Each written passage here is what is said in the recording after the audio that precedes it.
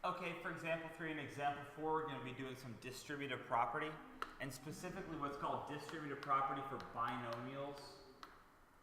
A binomial, if you do not remember, is just a term or a sequence that uses two terms. So 1, 2 makes this a binomial, or 1, 2 makes this a binomial. And we're just distributing, or we're just multiplying two binomials together. I usually teach this with kind of an allegory that if you have two people and they meet two people, you got to make sure everybody is introduced to everybody. So x needs to be introduced to x, and x needs to be introduced to -10. But not everybody has met yet, so -8 needs to be introduced to x, and -8 needs to be introduced to -10. Once we do that, everybody will have met everybody, right? Because if we introduce everybody on the left to everybody on the right, automatically everybody on the right is introduced to everybody on the left. So let's actually go ahead and start making our introductions, and we're going to remember when we distribute, you multiply. So let's start multiplying. X times x, well, that's what x squared means. It means x times x. X times -10 or -10 is -10x. And then now x has been introduced or distributed. So we need to distribute -8. -8 times x is -8x. And then -8 times -10 is +80, right? We have a negative times a negative. These plus, if they have plus or minus, you always want to keep track of that value or that sign when you're doing multiplication.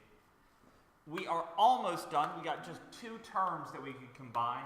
If you watched the last video, remember anything that has a common exponent, so in this case x to the 1, x to the 1, represents a like term that can be combined. So we'll have x squared, and then -10x minus 8x. Remember, we subtract the coefficients, that's a total of -18x. And then +80 is our constant value. And so we're done with that one. Smiley face, flag, DSA, all that good stuff.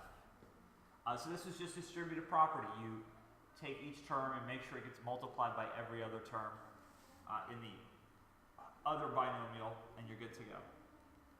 Example 4 is the exact same idea. We just have a few coefficients out in front of our single variable x's. So let's go ahead and just draw out our introductions. 3x needs to be introduced to these two terms. Remember, 3x is in the same car as +2. They already know each other. They don't need to be introduced. 2 already knows 3x, but 2 needs to be introduced to the people in the other car. So 5x and -1. Let's go ahead and write out the multiplication so that everybody gets introduced. 3x times 15x. So if you watched the last video, remember when you have multiple values in each term, you multiply the constants by the constants, or I'm sorry, the coefficients by the coefficients. So 3 times 5 is 15. And then x times x is x squared. So we've made that introduction. 3x times -1, well, this is just a constant, so we multiply by the 3, we get -3, and then we still have that x right there. 2 times 5x is 10x, and 2 times -1 is -2. And then anytime you're distributing, like if you just have two binomials, really 9 times out of 10, you're going to wind up with these same two terms, those middle two terms that need to be combined. So we'll have -3 plus 10, that'll be 7, and then x because of the two x's. 15x squared, we'll bring that down. This is a positive value, so we'll do plus, and then -2 for that term. And so we're done with those. These are just distributive property problems. The only thing that makes them a little different is we have to distribute two different numbers. So 3x needs to be distributed and 2 needs to be distributed. After we do that, we just combine any like terms so that we can write our simplified answer. All right, check out 5 and 6, which are good factoring examples. Factoring is kind of the reverse of this process. So 5 and 6 will be good practice for that.